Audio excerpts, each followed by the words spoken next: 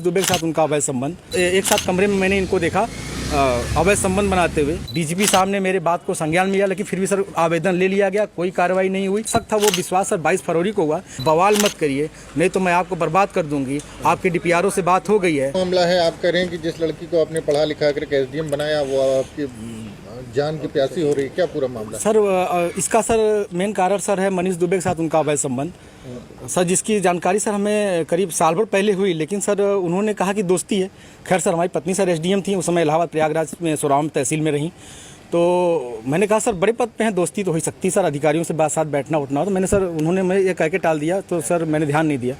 Sir इसकी भनक sir मुझे उसका ये जो शक था वो विश्वास सर 22 फरवरी को हुआ, जब मनीष दुबे गाजियाबाद से चलकर सर मेरे आवास एलनगंज स्थित सरकारी आवास पे आया और इनके साथ एक साथ कमरे में मैंने इनको देखा अवैध संबंध बनाते हुए। तब से सर ये मनीष दुबे और ज्योति मौर्य मेरे जान के पीछे पड़ गई हैं। कौन है, पूरी कहानी बताइए, क्या मामला है? सर 2010 में ज्योति मौर्य के साथ मेरी शादी हुई सर।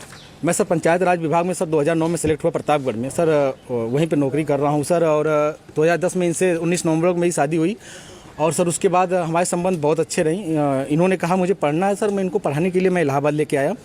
और इलाहाबाद में सर द काउंसिल कोचिंग है, वहाँ पे इलाहाबाद की सबसे अच्छी कोचिंग थी। मैंने वहाँ पे किसी तरह सर पिताजी के सहयोग से, भाइयों के सहयोग से, और यहाँ तक कि मैंने अपने डीपीआरओ साहब के सहयोग से पैसा उधार लेके इनको कोचिंग कराया। और सर ये मेहनत भी की सर और सक्सेस भी हुई। 2015 में ये सर एसडीएम पद पे चयन हुई, 16वीं रैंक इनकी आई। सर बहुत ही खुशी का माहौल हुआ कि हम एक छोटे पद पे रहते हुए अपनी पत्नी को इतना आगे ले गए। वो भी बहुत खुश थी, पूरा परिवार खुश था। और सर 2015 में ही मेरी सर भगवान की दया से मुझे इतनी खुशी मिली कि मेरी 2 जुड़वा बिटिया भी हुई, और जिनका नाम हंसी खुशी मैंने रखा, क्योंकि उस समय खुशी का माहौल चल रहा था सर। और सर बहुत अच्छा चल रहा था। लेकिन सर 2020 में ये मनीष दुबे जो जिला कमांडेंट होमगार्ड है, उसकी एंट्री होती है हम दोनों पति पत्नी के बीच में। और सर घर इतनी तबाही पे पहुंच चुका है कि घर तो टूट ही रहा है, बच्चे तो दूर हो ही रहे हैं, पत्नी दूर हो ही रही है सर। यहाँ तक कि मैं मुकदमा भी मेरे ऊपर हो गया है और मेरी मौत की साजिश भी रची जा रही है। क्या धमकी, आपको कोई धमकी दी उन्होंने? हाँ सर, उन्होंने फ़ोन पे सर अभी 1 हफ्ते पहले फ़ोन पे सर उन्होंने हमारे गांव के किसी लड़के से बात की, तो उसने मुझे कॉन्फ्रेंस किया। तो उन्होंने उस पर कहा कि तो जो तुम काम कर रहे हो, जो ये जांचें करा रहे हो या करा रहे हो, इसके कारण तुम्हारी जल्दी से तुम मर जाओगे। हमने कहा ठीक है आप मरवा दीजिए। तो मैं नहीं मरवा रही हूँ, जो करवा रहे हो इसके कारण मारे जाओगे।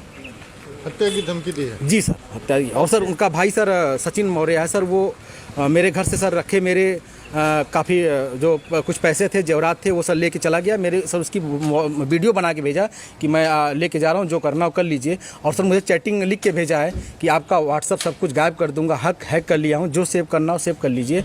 और सर उसने क्या किया कि मेरी सिम भी अपने पास रख लिया है, रख के यूज कर रहा है। मेरा बैंक अकाउंट है उसमें जुड़ा हुआ है सब कुछ, लेकिन सर वो मेरी जान पे सब लोग तुले हुए हैं सर। क्या वो आपसे तलाक मांग रही है? हाँ सर, उन्होंने मुझसे ऑडियो के माध्यम से कहा है, मुझे अभी तक कुछ ऐसा नोटिस तो नहीं मिला है, लेकिन सर उन्होंने कहा है कि तलाक प्यार से दे दीजिए, बवाल मत करिए, नहीं तो मैं आपको बर्बाद कर दूंगी। आपके डीपीआरओ से बात हो गई है, आपको बर्खास्त करा दूंगी, न नौकरी करने दूंगी न जीने दूंगी। आपने इसकी शिकायत कहाँ? सर इसकी शिकायत मैंने सर्वप्रथम सर उसी दिन धूमनगंज SHO साहब से की।